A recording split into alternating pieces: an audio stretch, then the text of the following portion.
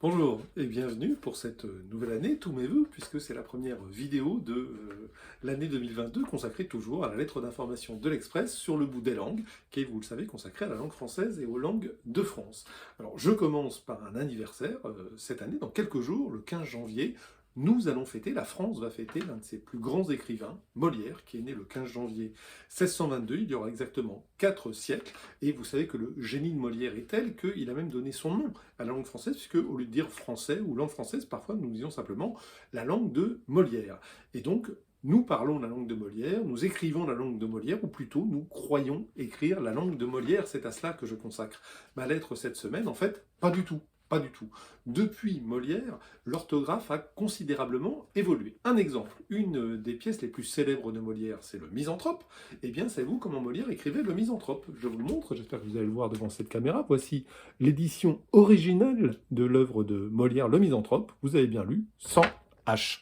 Et d'ailleurs, je vous donne un petit truc, orthographe, Molière non plus ne mettait pas de H. Ce ne sont que des exemples. Quand on lit un texte originel de Molière, de la première édition, le nombre de changements orthographiques est considérable. Mais il n'est pas le seul.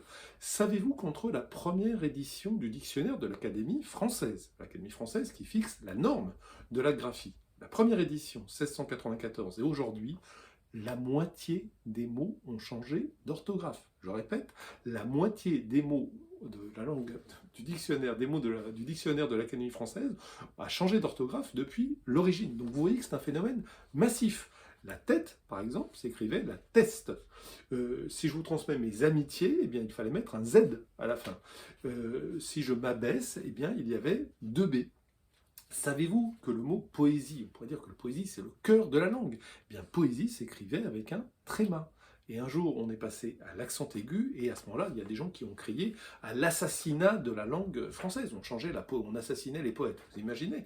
La langue française elle-même, d'ailleurs, s'est écrit français, ça s'écrivait C-O-I-S-E à la fin, Françoise. Sauf que ça se prononçait française et qu'en 1835, on a décidé d'aligner la graphie sur la prononciation. C'est un phénomène massif, je l'explique souvent, les langues évoluent, l'oral évolue très librement et au bout d'un moment, bien, l'écrit souvent s'adapte à l'oral, pas toujours, c'est ce qui fait la difficulté d'ailleurs de l'orthographe française où il y a de différences considérables entre la graphie et la prononciation. Bien, je reviens à Molière.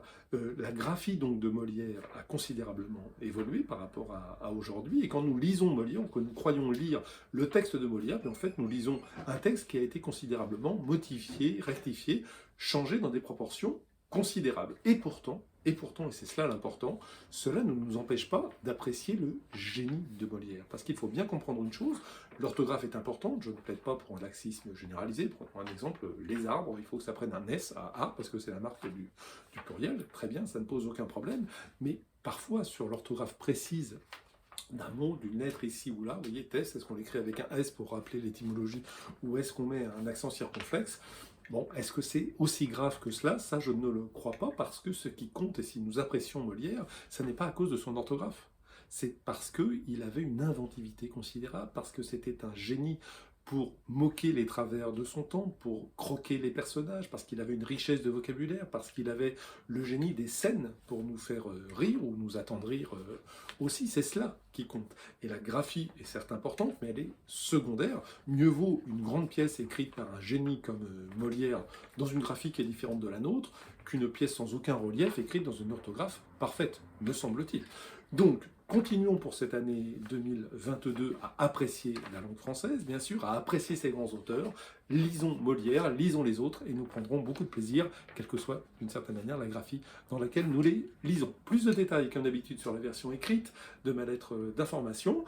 Pour la recevoir, c'est très simple, c'est gratuit. Vous allez sur Internet, vous tapez sur le bout des langues dans un moteur de recherche, vous inscrivez, vous la recevrez automatiquement chaque mardi. Et si vous connaissez des gens si vous la recevez déjà et que vous connaissez des gens qu'elle est susceptible d'intéresser, je suis toujours à la recherche de nouveaux lecteurs. N'hésitez pas à leur parler de cette lettre et à les inciter à s'inscrire.